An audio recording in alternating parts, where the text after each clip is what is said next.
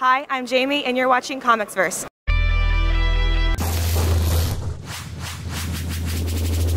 I'm here with Valentine De Landro. Valentine, how are you enjoying the special edition? It's going really well. It's a lot of fun, thank you. Yeah. So first of all, I want to ask you about Bitch Planet. So how did you get involved in that project? Kelly Sue and I met a few years ago at a convention, and we tried to connect on some work for hire gigs anywhere, but nothing seemed to come together.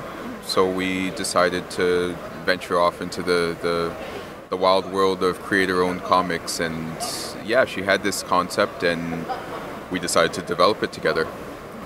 So talk a little bit about what Bitch Planet is about and what really drew you to doing this comic.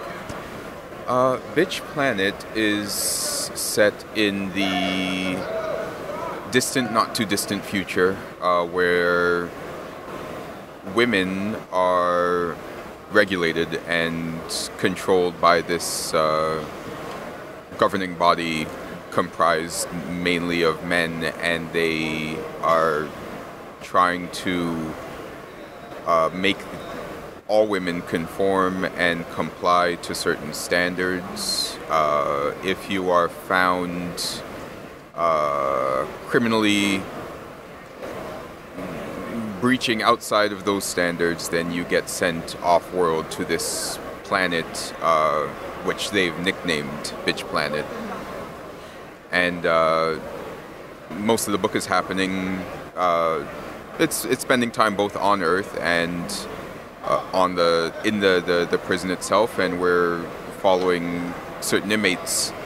And there's also a larger conspiracy happening that involves the most popular pastime on Earth right now, which is this Megaton game, and how the women being introduced into this game is going to influence the direction of the media for the future.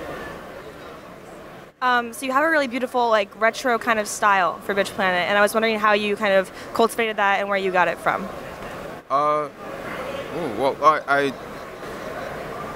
I guess I knew that we wanted to go for a certain older, classical look, a more pulp comic type of feel. So, and that's all stuff I grew up with, so it wasn't too hard to find reference for it. But ultimately, I've been doing certain things. For instance, I'm not working entirely digital because there's only so much you could reproduce and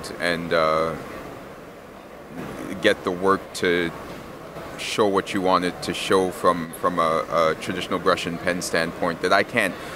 I'm not saying it can't be done, I'm just saying I'm not talented enough to do it. I can only reproduce this with my boards and my ink and paper and stuff now. So if there was a way for this to be done digitally, I'm just not entirely clear on it, but I wanted to give it that old 60s authentic type of look. So I'm still breaking out boards, and I've got my brush, and I'm doing my best to embrace all of the tools in that style and that look to make sure that it looks like it came from that period. So how did you get involved in doing comic book art? I was that nerdy kid back in grade school. I had a bag of comics that I used to carry around with me, and from there, I started tracing. I started getting pieces of paper and tracing over the books. So you're not asking that far back, are you? You're not. I'm going to bring you all the way back to my childhood. I don't know if you want to go that far, but no, only because I've been drawing for as long as I can remember. It's one of my earliest and most comforting memories. So from there, skip ahead a little bit, and I just started hitting the convention circuit and getting things out. So I broke in maybe early 2000s, somewhere around there.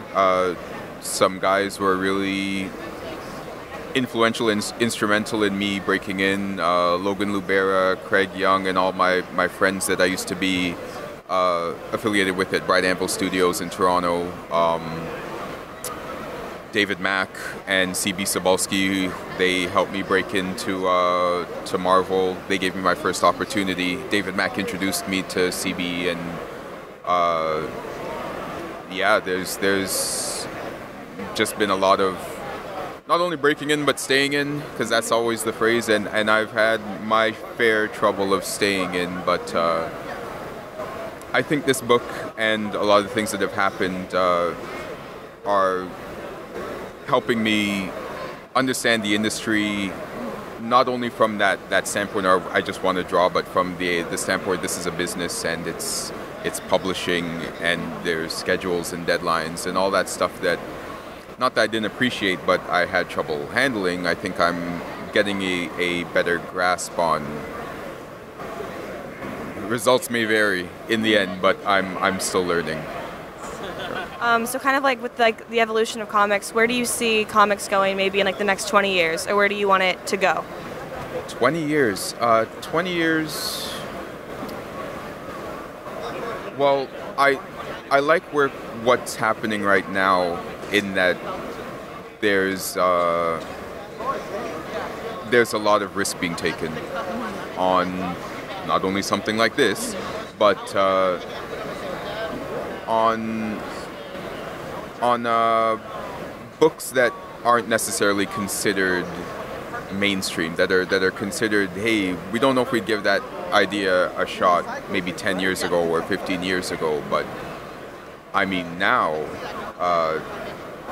people are understanding that with comics it's not superheroes. Comics isn't a genre, comics is a medium, and it's a storytelling medium. Its ability to tell stories, I think, is being embraced a lot more now. So I feel like comics are legit. I know that everybody in here feels like they are.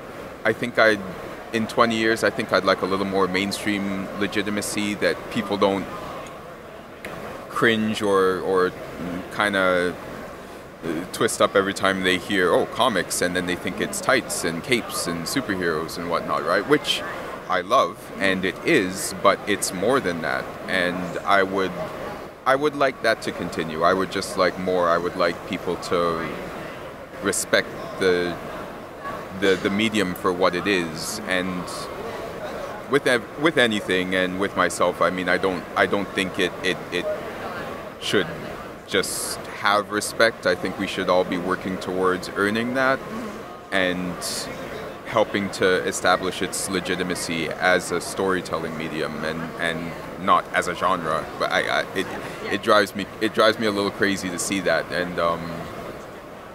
and I'm hoping we're on the right path. I know that there's a lot of guys, a lot of people, a lot of influential creators and publishers and editors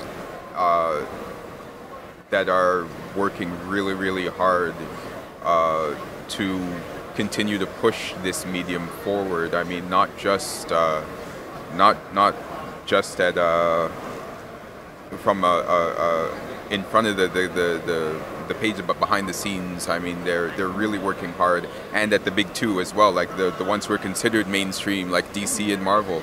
Those guys work so hard. I don't think people understand how hard those people behind the scenes are working to keep this medium and this art form alive for all of us to enjoy too. So it's I don't know. I'm speaking from what I read and what I see, and I know that this isn't a widespread opinion, or it's not the only opinion, but I do hear that people clamor and they think that, you know, the people at DC and Marvel aren't working for the benefit of the industry, and it's just about the movies, and it's all. Yeah. Those are big, and those have changed a lot, but what has it changed for worse? It's changed for the better, I think. And in the end, you still need those creative people with the intelligence and the drive and the desire to take risks to keep the industry moving forward. And I think that there's a lot of good people in place at the big two, at places like Image, Oni Press, Boom Studios, all of them. I could call them out and let people know. Dynamite, Action Lab, all these places are developing really new properties and also trying to maintain the history of the old ones. And I think that that's just, if that continues for the next 20 years or so, I guess that'll be a good thing. Yeah. Sounds great. So on a last note, what do you have coming out soon that we should watch out for? Issue 5 of Bitch Planet, I'm hoping, is going to drop sometime in the next few weeks. I mean, not knowing when this is going to run. This is now, we're in June, so hopefully by the end of June, this issue will be out. The trade will be out sometime after that as well, collecting the first 5 issues of the first arc. And then we have issue 6 will come out. That's going to be drawn by the uber fantastic, incredibly talented Taki Soma. She's going to be drawing that issue. I can't wait to see that. And then we're going to start our second arc on Bitch Planet. Can I say this? I don't know if I could say this. The arc is going to be called President Bitch.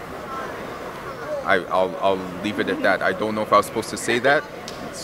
But I'm just really excited about the name of the arc. And I keep telling Kelly Sue that. I was like, I love it. I want to do something with that. So it's going to be a really wild arc coming up. Thank you very much.